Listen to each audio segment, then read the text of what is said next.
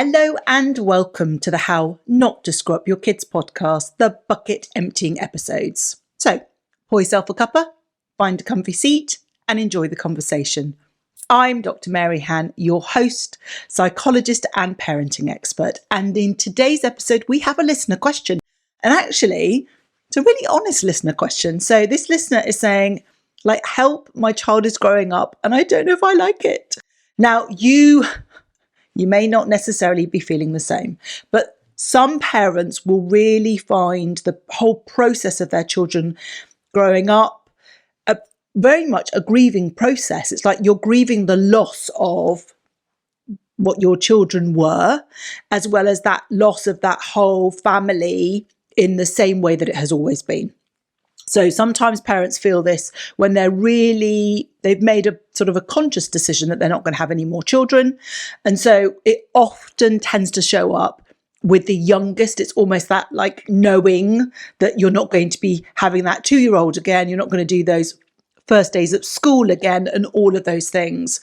For some of you listening to this podcast episode, you may actually be dancing on the ceiling, celebrating and super thankful that you're getting nearer to that sort of end. And so you may not necessarily be feeling that grieving process. So I'm speaking to those of you very specifically who are finding it really difficult, sort of watching and that transitioning of your children as they become older and those sort of stages. If you are celebrating, it doesn't mean that there isn't something for you here, because I do believe that there is. So the first thing is to acknowledge that you're going through a grieving process and that it is likely to ebb and flow. So sometimes you're going to feel actually okay with the fact that your children are getting older, and other times you're going to find it really upsetting. So the first thing to really do is to acknowledge it. And the fact that you've written in is just incredible. The path for everything is that acceptance and understanding what the issue is first. The next one, and I'm saying this genuinely with love, is to start reflecting and doing a bit of an audit at what you have lost about yourself in that process of being a parent.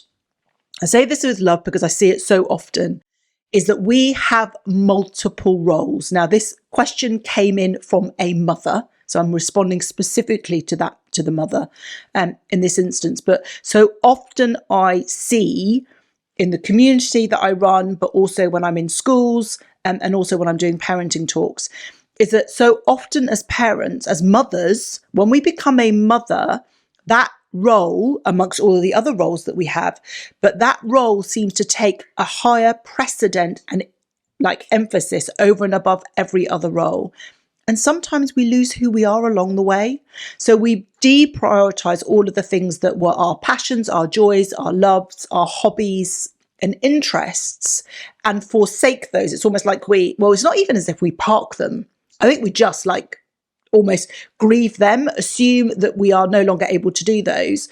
And then we prioritize this one track, this one role, this one path that is that of motherhood. And so sometimes, I don't know if this is the case for you, but it's certainly been the case in lots of mothers that I've spoken to, is when that role has become the most important and the most driving force, and the other aspects of who you are and your role have not been nurtured, have not been prioritized or given really any shape, any time at all. What can happen is it really amplifies that grieving process, because not only are we grieving the fact that our children are getting older and we've sort of the loss of that, I think it's the realization that along that way to motherhood and in that process of motherhood, we've slightly lost track of who we are. And actually it's not just about letting go of our children, it's the stepping into, who am I now? What are the things that are really, that interest me, that I love, that are my passions that I want to pursue? How do I actively fill this, what seems like this massive void of time, now that I'm not, so for example, if you've had a child who's been in nappies, for example, or who's needed naps during the day, or who's starting school, suddenly it feels like that we've got this massive void of space and time that we don't necessarily know what to occupy with.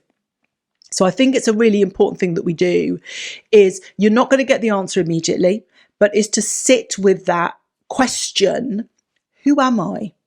What do I enjoy? How might I choose to spend the time that I now have? And it may not be that you've got oodles and oodles, but certainly that emphasis and that deprioritization from a child who may have needed you lots to a child who needs you a little less. It's really working out and just finding out who you are and knowing that you're not necessarily going to come up with one definitive answer, one thing, one passion. We talk so much about finding our passion and pursuing it, and then our children finding their passion and pursuing it. It's really not that way for most people. For most people, it's simply a case of what are the multiple things that I enjoy occupying myself with, given my mood and the time that's available to me. So what you're really wanting to do is to now begin to reconnect with who you are, because who you are now at whatever stage of that parenting cycle that you're in is different to the person that you were before. Now, some of you may well have already continued to nurture and cultivate those interests, and you would have noticed that would have changed. But in my experience, most mothers, it's one of the big differences between mothers and fathers, is that most mothers deprioritize every aspect of who they are and over prioritize being a mother, whereas fathers prioritize being a father, but they also make sure that they maintain who they are and their interests. And so it's no right or wrong. It's just simply different. So it's that acknowledgement that you're going through a grieving process. It's really beginning to reconnect with who you are, so you can begin to start finding who you are and beginning to express those interests. And then the third thing that I would say is that actually try to celebrate what the age and stage that your child is currently at. So it's this notion of when we're grieving and we're losing, we're reminiscing about how things have been. And we all know that we tend to romanticize that. I mean, I've got 20-year-old children, and I'm sure when I think back to their childhood, there's lots of romanticization of things that we used to do and how much fun it was. Whereas the reality was, in the thick of it, it was hard work. It was exhausting. It was tiring. It was all consuming. So what I would encourage you to do is try and avoid too much of the backwards reflection, because we're likely to romanticize that.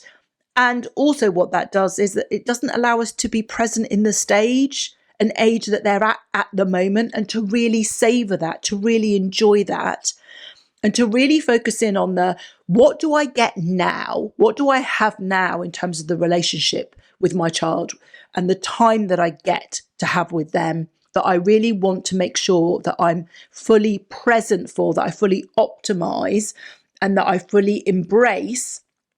Because as you know, you blink and they've left home. So it's really trying to sort of connect with all of those things as well. So it's that being kind to yourselves. Know that you are in a grieving process. Begin to sort of rediscover who you are, but also make sure that we're looking forward and that we're being present and that we're enjoying what our children are giving us now in that age and stage. And it may well be that the age and stage that they're at the moment is one that doesn't include a huge amount of impact or contact with you directly. Maybe they're a 14, 15-year-old that would, given half a chance, will hold themselves up in their room. And if they're not, they're out with their friends. So be present when you have those moments.